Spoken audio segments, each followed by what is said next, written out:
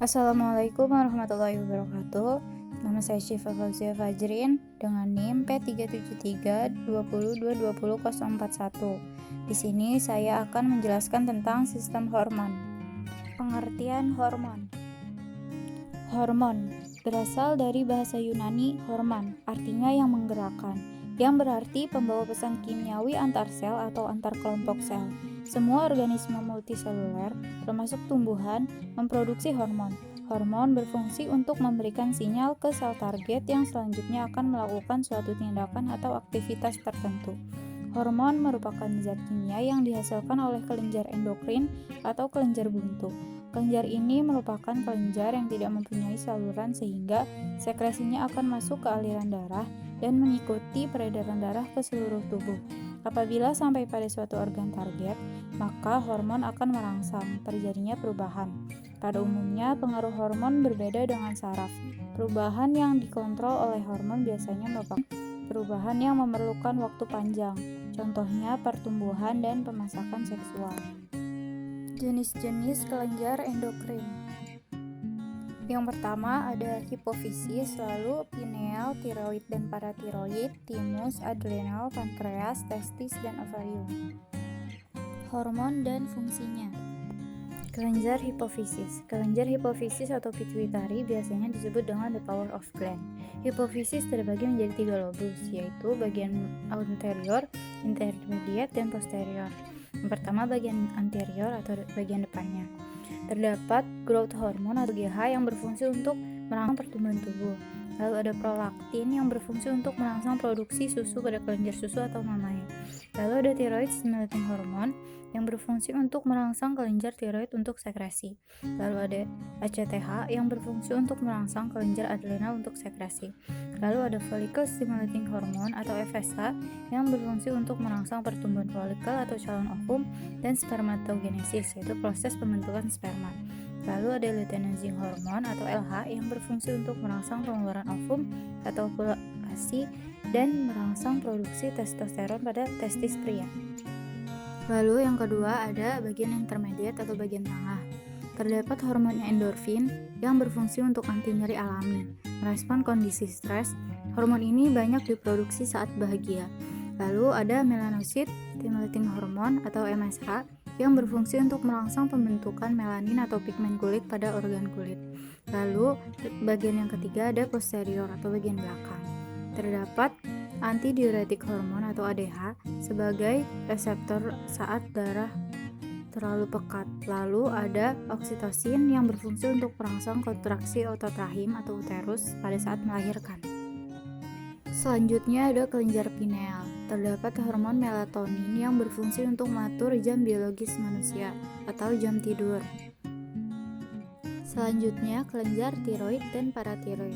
Pada kelenjar paratiroid terdapat paratohormon atau PTH yang berfungsi untuk menaikkan kadar ion kalsium pada darah yang diambil dari tulang. Lalu pada kelenjar tiroid terdapat hormon tiroksin yang berfungsi untuk merangsang kecepatan metabolisme tubuh. Dan juga ada hormon kalsitonin yang berfungsi untuk menurunkan kadar ion kalsium pada darah yang akan disimpan dalam tulang. Selanjutnya ada kelenjar timus. Terdapat hormon timosin yang berfungsi untuk merangsang perkembangan sistem imun, terutama dari bayi hingga remaja. Selanjutnya ada kelenjar adrenal. Terdapat hormon adrenalin atau epinefrin yang berfungsi untuk meningkatkan detak jantung dan respirasi sel. Lalu ada hormon non-adrenalin atau norepinefrin yang berfungsi untuk meningkatkan tekanan darah dan kontraksi otot jantung. Lalu ada glukokortikoid yang berfungsi untuk meningkatkan pengaturan metabolisme karbohidrat, lemak, dan protein. Lalu ada hormon aldosteron yang berfungsi untuk meningkatkan penyerapan garam dan air pada tubulus ginjal. Selanjutnya ada kelenjar pankreas. Terdapat hormon insulin yang berfungsi untuk merangsang hati mengubah glukosa menjadi glikogen. Lalu ada hormon glukagon yang berfungsi untuk merangsang hati memecah glukogen menjadi glukosa. Lalu ada kelenjar testis. Terdapat hormon testosteron yang berfungsi untuk memicu perkembangan alat reproduksi pria, yaitu testis dan penis, memicu suara yang lebih berat saat pria beranjak dewasa dan merangsang perkembangan massa otot tubuh. Selanjutnya kelenjar ovarium. Terdapat hormon estrogen yang berfungsi untuk memicu ciri-ciri seks sekunder pada wanita. Lalu ada hormon progesteron yang berfungsi untuk menjaga kekebalan lapisan dalam dinding rahim atau endometrium. Mekanisme kerja hormon. Sistem hormon ini bekerja dengan cara mengikat sebuah reseptor protein yang ada di dalam tubuh, baik di dalam sel target ataupun pada membran plasma. Proses pengikatan hormon steroid terbentuk secara kompleks, hormon dengan reseptor yang akan mempengaruhi ekspresi sel target. Di dalam pengikatan hormon non-steroid akan mengaktifkan messenger kedua yang akan mempengaruhi proses yang terjadi di dalam sel target atau disebut hormon steroid. Lalu bagaimana cara mereka bekerja?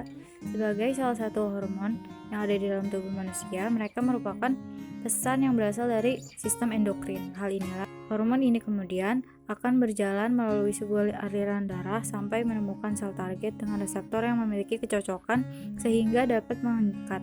Ketika hormon sudah terikat dengan reseptor, hal inilah yang menyebabkan adanya perubahan di dalam sel. Klasifikasi hormon. Hormon dapat diklasifikasikan melalui berbagai cara, yaitu menurut komposisi kimia, sifat kelarutan, lokasi reseptor, dan sifat sinyal yang mengendarai kerja hormon di dalam sel. Klasifikasi hormon berdasarkan senyawa kimia pembentuknya. Yang pertama ada golongan steroid, yaitu turunan dari kolesterol. Yang kedua ada golongan eicosanoid, yaitu dari asam arachidonat. Yang ketiga ada golongan derivat asam amino dengan molekul yang kecil, yaitu tiroid dan katekolamin. Yang keempat ada golongan polipeptida atau protein, yaitu insulin, glukagon, growth hormone, dan thyroid stimulating hormone. Lalu berdasarkan sifat kelarutan molekul hormon. Yang pertama ada lipofilik, kelompok hormon yang dapat larut dalam lemak. Lalu yang kedua hidrofilik, yaitu kelompok hormon yang dapat larut dalam air. Selanjutnya berdasarkan lokasi reseptor hormon. Yang pertama, hormon yang berkaitan dengan reseptor intraseluler. Yang kedua, hormon yang berkaitan dengan reseptor permukaan sel atau plasma membran. Selanjutnya, berdasarkan sifat sinyal yang mengendarai kerja hormon di dalam sel. Kelompok hormon yang menggunakan kelompok second messenger senyawa CAMP, CGMP, dan CA2+, fosfoinositol, lintasan kinase sebagai mediator intraseluler. Kelainan dari sistem hormon. Yang pertama ada autoimun. Penyakit autoimun diketahui lebih sering menyerang wanita ketimbang pria. Sebagian besar kasusnya terjadi pada mereka di usia 20-40 tahun. Penyakit autoimun seringkali berhubungan dengan hormonal, khususnya hormon estrogen. Penyakit ini biasanya diderita oleh wanita sebab pada dasarnya perempuan memang lebih banyak memiliki hormon estrogen dalam tubuhnya. Lalu yang kedua ada akromegali.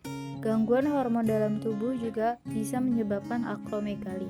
Akromegali sendiri merupakan kelainan yang muncul karena tubuh kelebihan hormon pertumbuhan atau growth hormone. Alhasil akan terjadi pertumbuhan secara berlebihan pada jaringan tubuh. Misalnya otot dan tulang, khususnya pada kaki, tangan, dan wajah. Kondisi ini kebanyakan disebabkan oleh tumor jinak pada kelenjar hipofisis. Peningkatan produksi hormon pertumbuhan ini juga dapat disebabkan oleh tumor pada organ tubuh lainnya, seperti paru-paru atau pankreas. Yang ketiga ada hipotiroidisme. Kondisi yang satu ini terjadi ketika tiroid terganggu dan tidak bisa menghasilkan cukup hormon. Hipotiroidisme menyebabkan proses metabolisme tubuh akan semakin lambat, sehingga energi yang diproduksi tubuh akan berkurang. Lalu yang keempat ada benign prostatic hyperplasia atau BPH. BPH atau pembesaran prostat jinak ini merupakan kondisi ketika kelenjar prostat mengalami pembengkakan. Tapi pembengkakan ini tak bersifat kanker. Faktanya, penyebab pasti benign prostatic hyperplasia belum diketahui pasti. Tapi diduga kondisi ini terjadi karena adanya perubahan pada kadar hormon seksual akibat proses penuaan. Lalu, yang kelima ada jerawat. Tidak sedikit kaum hawa yang berlangganan jerawat ketika masa menstruasi datang. Salah satu penyebabnya dipengaruhi oleh hormon progesteron yang menghasilkan minyak berlebih pada kulit sehingga memicu timbulnya jerawat. Yang bikin resahnya, masalah jerawat karena faktor hormon ini sulit untuk dihilangkan. Yang keenam ada hipotiroidea, keadaan di mana terjadi kekurangan hormon tiroid. Bila terjadi pada masa bayi dan anak, hipotiroidea menimbulkan keratinisme, yaitu tubuh menjadi pendek karena pertumbuhan tulang dan otot tersumbat, disertai kemunduran mental karena sel-sel otak kurang berkembang. Sekian dari materi yang saya sampaikan, kurang lebihnya mohon maaf. Wassalamualaikum warahmatullahi wabarakatuh.